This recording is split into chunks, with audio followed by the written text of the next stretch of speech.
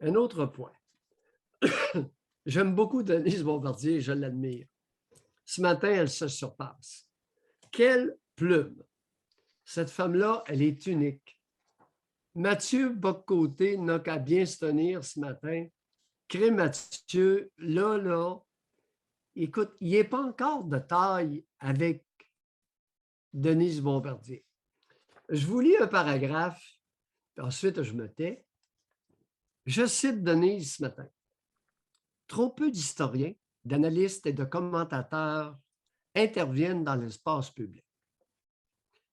Mais en ces temps où l'idéologie prend le dessus sur la raison, où la vérité subit le viol incessant du mensonge, on a besoin de ces gardiens templiers de la démocratie, c'est-à-dire des savants, des enseignants et tous ceux qui sont capables de réfléchir à tête reposée sur ce qui se passe en ce moment. Encore faut-il qu'il ait le droit de parole.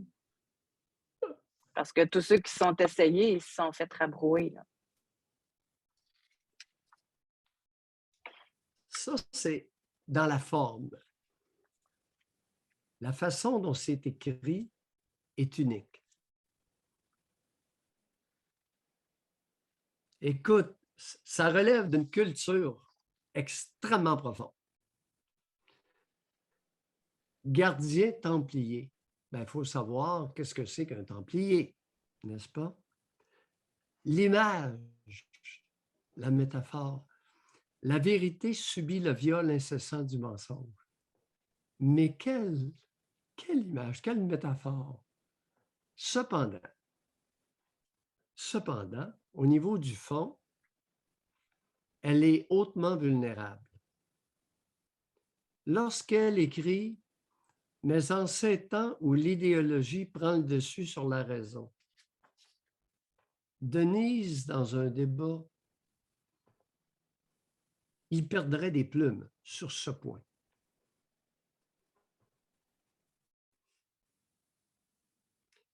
Elle est issue de l'Église catholique et de ses dogmes.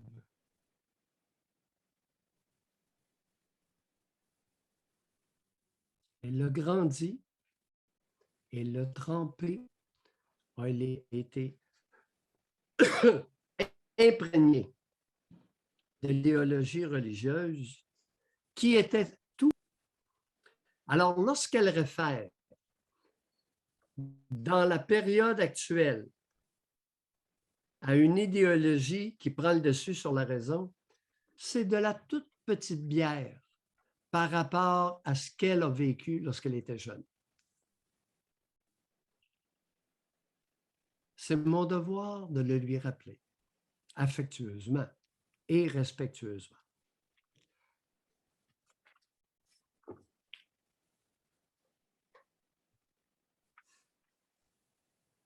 Alors, José, qu'as-tu? Qu'as-tu dans ta gibecière ce matin?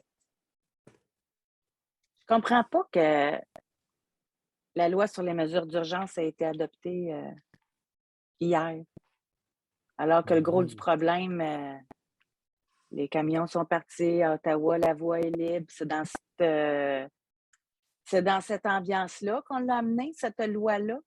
Là, ils ont débattu pour finalement adopter la loi sur les mesures d'urgence avec le NPD qui s'était coquiné avec le Parti libéral. Je sais que c'est politique, je sais, mais ça n'avait plus sa place. Là, il aurait pu dire, OK, le temps qu'on débatte, la situation s'est améliorée. Fait qu'on peut dire qu'on n'a plus besoin de passer cette loi-là. Je trouve que ça fait autoritaire. Est-il possible que l'homme soit orgueilleux? C'est-à-dire qu'il ait une opinion inflationnée de lui-même.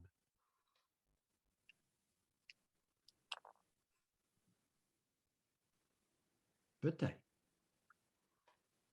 Peut-être serait-ce une piste d'explication.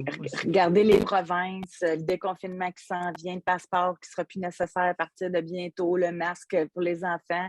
Mais non, en même temps, loi sur les mesures d'urgence. Ça donne du gaz à ceux qui se questionnent, puis qui remettent en doute tout ça, là. Surtout que le premier ministre de l'Alberta, Jason Kenney, menace de poursuivre le fédéral pour sa loi sur les mesures de guerre.